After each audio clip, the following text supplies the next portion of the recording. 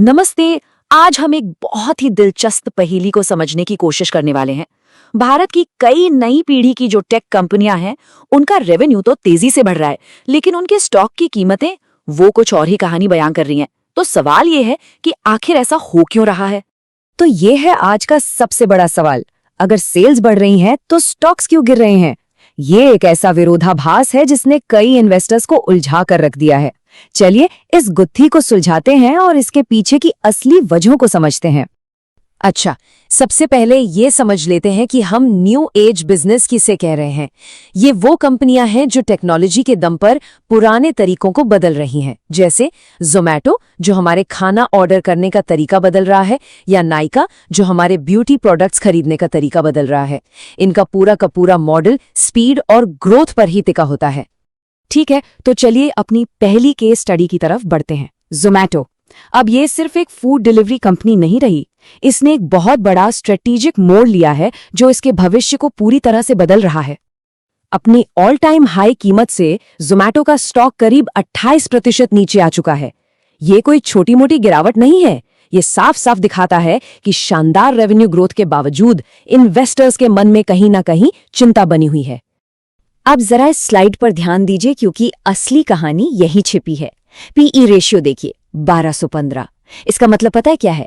Investors company की हर ₹1 की कमाई के लिए 1215 रुपए देने को तैयार हैं।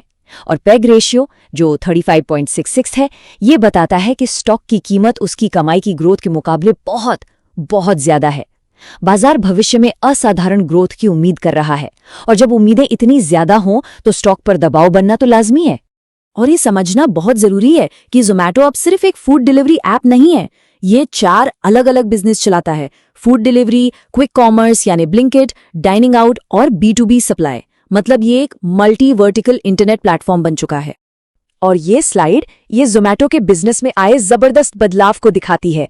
देखिए, अब 73% से भी ज्यादा रेवेन्यू क्विक कॉमर्स यानी ब्लिंकिट से आ रहा है, और फूड डिलीवरी उसका हिस्सा सिर्फ 18% रह गया है। एक तरह से ज़ोमैटो अब एक रेस्टोरेंट से ज्यादा एक किराने की दुकान जैसा बन गया है जो खाना भी डिलीवर करता है। ये तुलना इस बदलाव को और भी साफ कर देती है। ब्लिंकिट की नेट ऑर्डर वैल्यू अब फूड डिलीवरी से कहीं आगे निकल चुकी है।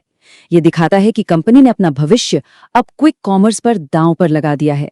वो किराने के सामान पर बहुत बड़ा दांव लगा रहे हैं, और वक्त ही बताएगा कि ये कितना सफल होता है। तो ज़ोमैटो के सामने चुनौतियां क्या हैं? सबसे बड़ी चुनौती है मुनाफा। अक्सर अगर हम अन्य आय को हटा दें तो कोर बिजनेस घाटे में ही रहता है। ऊपर से क्विक कॉमर्स के लिए इन्वेंट्री बनाने से कैश पर दबाव पड़ता है, और हर सेगमेंट में कंपटीशन तो बढ़ता ही जा रहा है। ये वाकई एक मुश्किल बिजनेस है। चलिए अब अपनी दूसरी केस स्टडी पर चलते हैं, पीबी फिनटेक। इनकी कहानी थोड़ी अलग है। ये कहानी है खर्चों पर काबू पाने की और मुनाफे की ओर एक सफल कदम बढ़ाने की। ज़ोमैटो की तरह ही पीबी फिनटेक का स्टॉक भी अपने ऑल टाइम हाई से लगभग 30% नीचे है। यहाँ भी कहानी वही है, रेवेन्यू बढ़ रहा है लेकिन स्टॉक संघर्ष कर रहा है। ये इन्वेस्टर्स की उन्हीं चिंताओं को दिखाता है। और यहाँ भी वैल्यूएशन ही गेम चेंजर है। 120 का पीई और लगभग 12 का PAG रेशियो साफ दिखाता है कि बाजार को भविष्य में बहुत मजबूत ग्रोथ की उम्मीद है। ये प्रीमियम वैल्यूएशन आज के मुनाफे पर नहीं बल्कि आने वाले कल की उम्मीदों पर टिका है। ये किसी रस्सी पर चलने जैसा है। ये स्लाइड पीबी फिनटेक की कहानी का सबसे रोमांचक हिस्सा है। जहां सेल्स ग्रोथ 37% रही, वहीं ऑपरेटिंग प्रॉफिट में 468% की विस्फोटक छलांग देखने को मिली। ये खर्चों पर सख्त नियंत्रण का सीधा नतीजा है, और दिखाता है कि कंपनी अब सिर्फ ग्रोथ नहीं बल्कि मुनाफे पर भी पूरा ध्यान दे रही है। ये इन्वेस्टर्स के लिए किसी मीठे संगीत से कम नहीं है। मैनेजमेंट का ये बयान उनकी आगे की रणनीति को साफ करता है।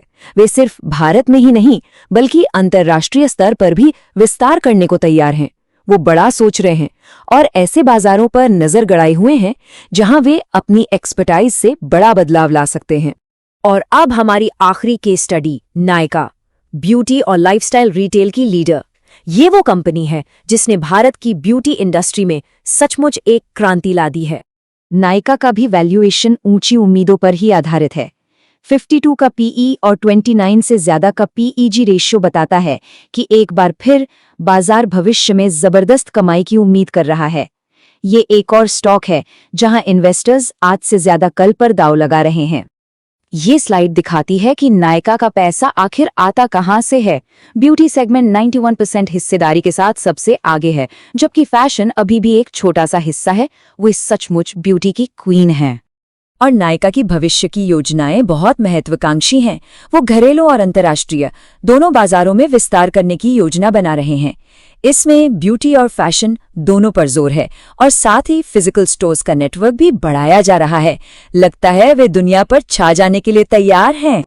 लेकिन नायका के लिए भी रास्ते में कुछ मुश्किलें हैं।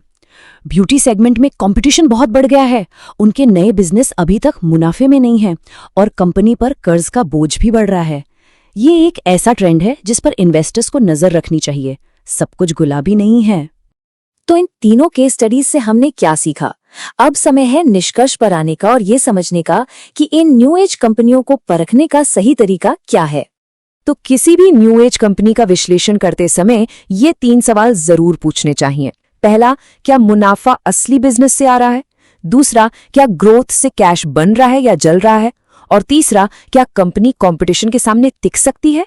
यही वो सवाल हैं जो विजेताओं को हारने वालों से अलग करेंगे। आखिर में इन सभी कंपनियों ने ये तो साबित कर दिया कि वे तेजी से बढ़ सकती हैं, लेकिन असली परीक्षा अब शुरू होती है। इस ग्रोथ को लगातार मुनाफे में कौन बदल पाता है?